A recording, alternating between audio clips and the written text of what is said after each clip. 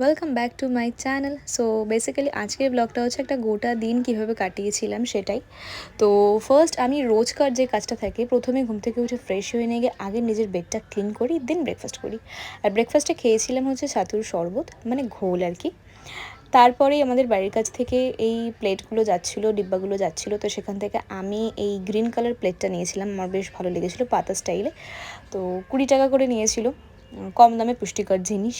তারপর রান্না করছিলাম, রান্নাটা করেছিলাম অ্যাকচুয়ালি সেদিন আমার মুড হয়েছিল, তাই জন্যই করেছিলাম।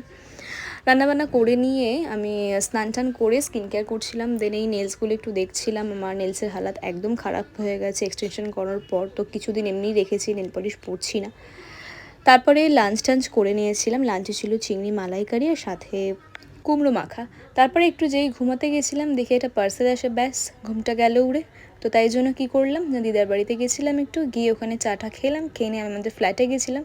আমার এই ফ্রেন্ডটা এসেছিলো, তো ওর সাথে একটু গল্প করছিলাম। আর ও যখনই আসে মোটামুটি আমার জন্য মাঝে সাঝেই কিছু না কিছু একটা নিয়ে আসে।